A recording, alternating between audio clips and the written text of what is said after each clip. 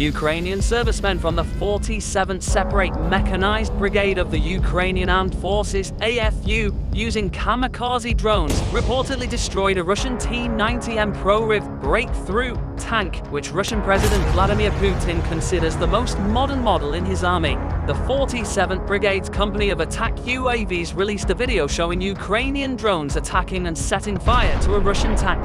This unit has already destroyed 6 T-90 Proryev tanks.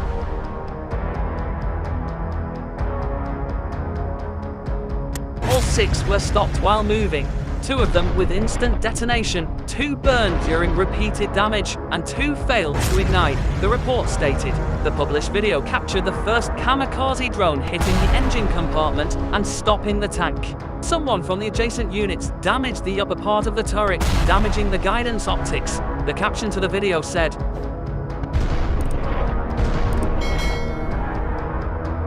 "After that, the turret of the tank began to rotate chaotically, indicating that the Russian troops had no way to return fire, making their tank an easier target." Forbes previously reported that this Russian tank has a flaw its predecessors did not. Even minor damage causes the turret to spin uncontrollably, rendering it incapable of further combat. According to the report, several friendly units tried to set fire to the tank, but failed.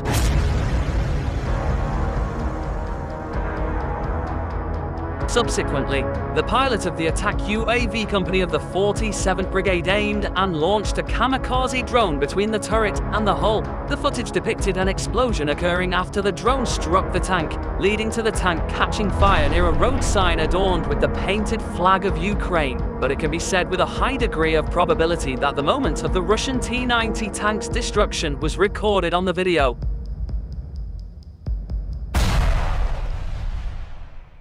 In Ukraine has highlighted to everyone the effectiveness of drones in war and how crucial methods of protection against them are. Drones monitor the battlefield, coordinate artillery fire, and conduct kinetic attacks. Both Ukrainians and Russians use a mix of military and commercial drones. For the defenders, military drones include Polish drones like FlyEye and Warmate from the WB Group or Norwegian Black Hornet. The Russians, on the other hand, use drones like Ulan or Zala BLA.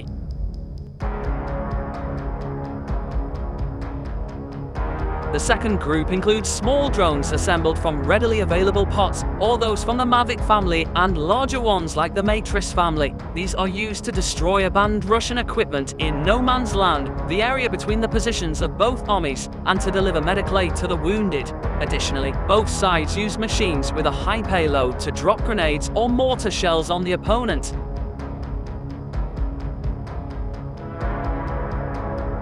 Small drones are kamikaze machines known as death mosquitoes. Drones have also been used for demining or planting mines. Despite their delicate build, drones are formidable opponents to combat. These small machines have a radar signature similar to birds, which means older anti-aircraft radar systems often do not detect them, mistaking them for background noise and not displaying them on the operator's screen.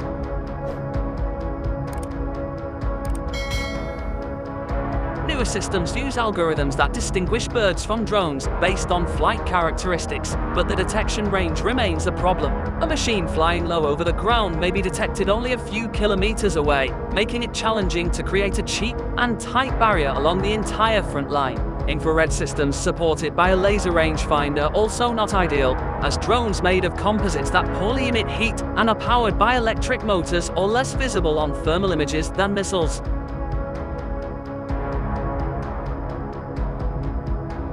Theoretically, the simplest solution is to use electronic warfare systems that can detect the presence of enemy drones through frequency monitoring and determine their location. This way, the Russians bombarded drone launch and landing sites at the beginning of the war. Furthermore, these systems can interrupt, for example, real-time video transmission, take control of the drone, or disrupt GPS and satellite navigation, forcing automatic landing or crashing to the ground.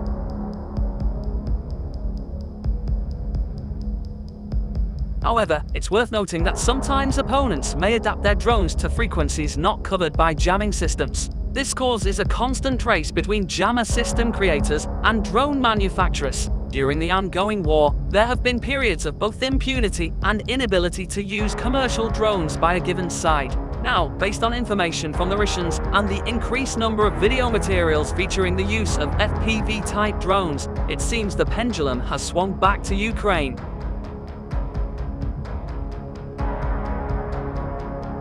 However, such a state won't last forever, as over time, the Russians will tune their jammers again by analyzing the wreckage of drones. These are often modified Chinese solutions, and as a Russian points out, only a few systems produced on a small scale are effective. Usually, they are made on the fly with the help of hobbyists.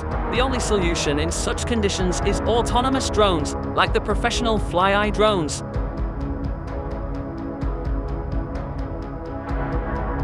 In the case of FPV drones, the essential approach would be to use solutions that enable the identification and attack of targets without involving a pilot. Theoretically, this is possible since appropriate solutions already exist in modern anti-tank guided missiles with a fire and forget feature. Such missiles, like the Brimstone, can independently detect and attack a target in a given area or use a predictive line of attack similar to the system known from LAW missiles.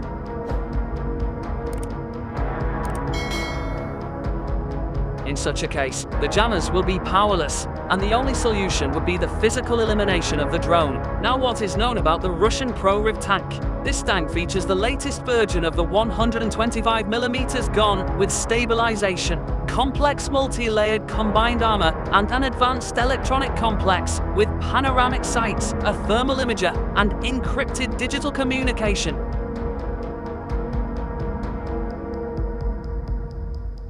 Several theories have been put forward on social media about why the turret of the tank begins to spin uncontrollably when hit. One possibility is that the problem is related to the fire control system.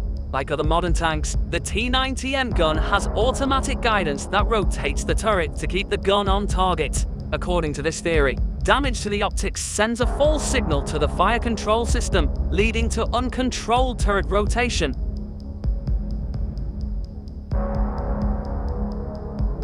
Another theory relates to the tank's defensive complex. The T-90M has a laser warning receiver adapted from an earlier system, which sounds an alarm when the tank is illuminated by a homing laser, such as from a Hellfire missile. In addition to the warning, the system automatically rotates the turret so that the gun is aimed at the threat and fires special flares to confuse laser targeting. However, since the sensors are external, any damage can cause a false signal, causing the turret to rotate.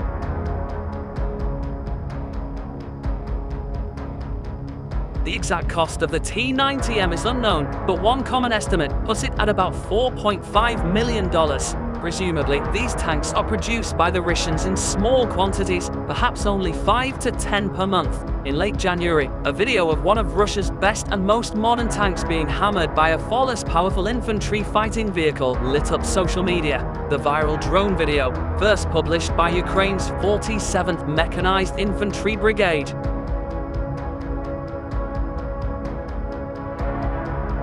captured a US-made M2 Bradley hitting a Russian T-90 tank at point-blank range, smashing the heavily armored Russian vehicle with dozens of 25mm high-explosive rounds. To be clear, the US-made M2 Bradley infantry fighting vehicle is not a tank, and on paper, the Russian T-90s should have been more than a match even for two Bradleys.